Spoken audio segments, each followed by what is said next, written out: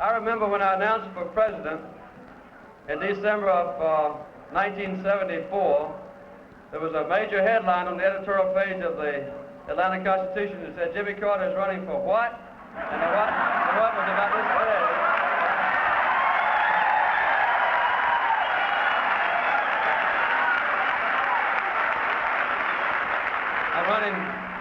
I'm running for president. Jimmy Carter entered the Democratic presidential race a political unknown. Outside of Georgia, hardly anyone even recognized his name. But that would change. Jimmy who? Jimmy Carter. Jimmy who? I don't know who he is. Jimmy Carter's a basketball player, isn't he? Well, I got nothing against him. Looks to me he's all right. You know what I mean? Yeah, he's a Democrat, right? He's a people's man. He's sexy? Wait a minute now. What do you mean by that? I've never thought of Jimmy Carter as sexy. I think that if it comes down to it, people would say more that Gerald Ford is sexy because he was a football player. Carter sexy? I just think he's a very neat man. Yeah, I think he has a nice smile. How do you do? What his bushy hair flying all around? I heard he was a peanut farmer. I don't think it makes any difference, you know, I mean, whether he's a peanut farmer or not. I mean, there's nothing wrong with peanuts as far as I'm concerned, you know. I picture him like one of us. One of the working people, one of the common people. And now, ladies and gentlemen, it gives me a great deal of pleasure to present to you the next President of the United States, Jimmy Carter.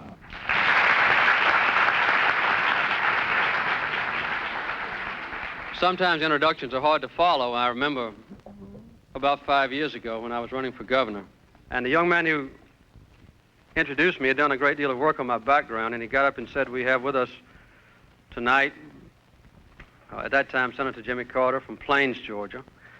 He went to Georgia Southwestern College where he studied chemistry, and then he said he went to Georgia Tech where he studied engineering. And then he pointed out that I had gone to the U.S. Naval Academy and received a degree in naval science. And then he said he went to Union College in Schenectady, New York, where he did his graduate work in nuclear physics. And now he said he grows peanuts for a living.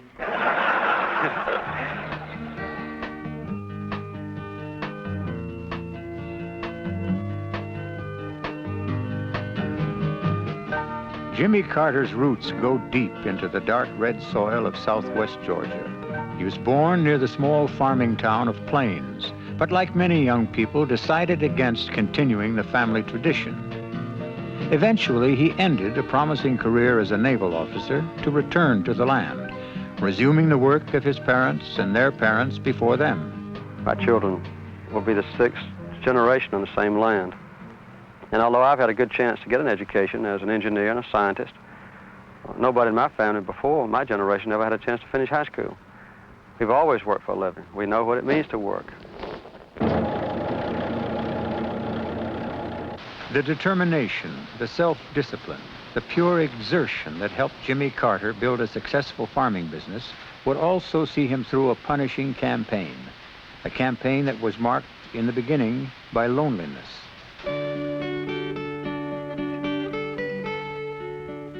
There were no reporters, no cameras, no Secret Service nearby when Jimmy first walked up and introduced himself to countless voters. This style was unheard of for a presidential hopeful, but for Jimmy Carter, there was no other way. I want to be tested in the most severe possible way. I can't think of any more severe way than campaigning 250 days this year outside of Georgia, or entering 31 different primaries. I want the people of this country to know my character, my strengths and my weaknesses, my stand on the issues. If I can measure up to what the American people want our government to be, I'll be elected. Jimmy Carter from Georgia. I hope to be your next president.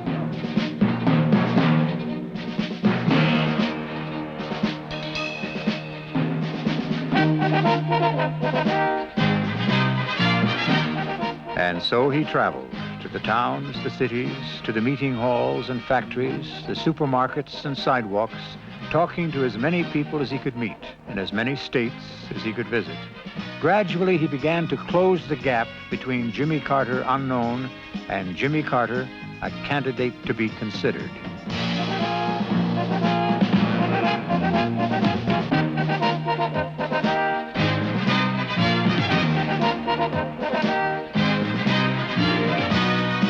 New Hampshire, the first primary, the first state in which voters would make their choice. Traditionally, no candidate who lost in New Hampshire ever won the presidency. In the final days, a group of Georgia supporters, often referred to as Carter's Peanut Brigade, flew into New Hampshire. Hello, are you Mrs. Call? Yes. I'm Doc Paget, and I'm a volunteer from the state of Georgia. If we had snow on the ground like this, we'd be paralyzed for a week. We couldn't get out of the house.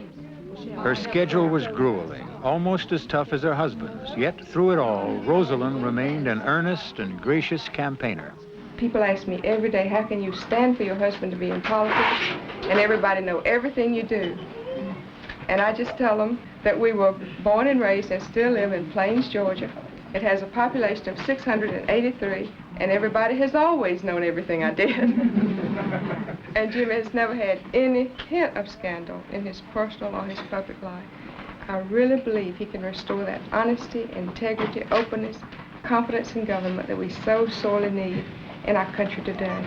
I think he'll be a great president.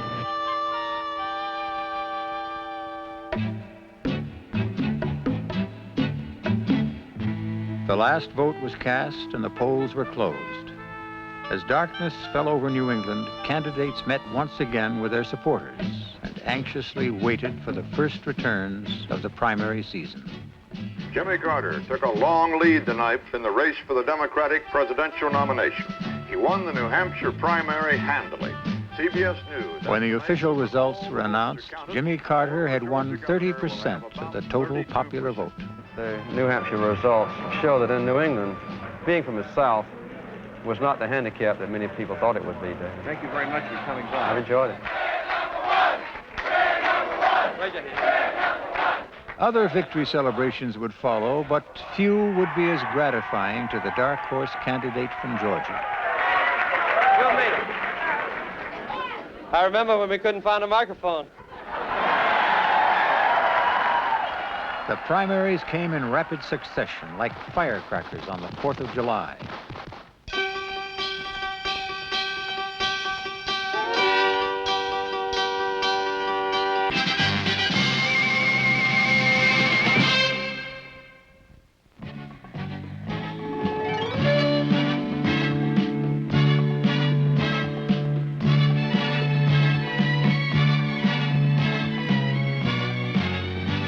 It's a long way from Plains, Georgia to Washington, D.C.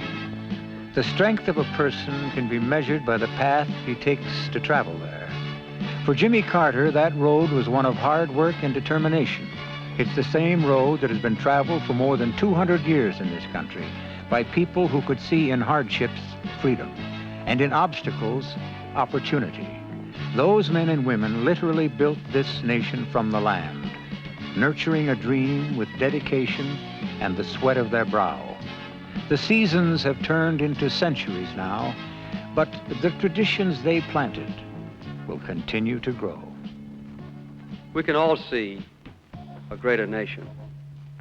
I have a vision of America, a vision that has grown and ripened as I've traveled and talked and listened and learned and gotten to know the people of this country. I see an America poised not only at the beginning of a new century, but at the brink of a long new era of more effective and efficient and sensitive and competent government. I see an America that has turned away from scandals and corruption. I see an American president who governs with vigor and with vision and affirmative leadership.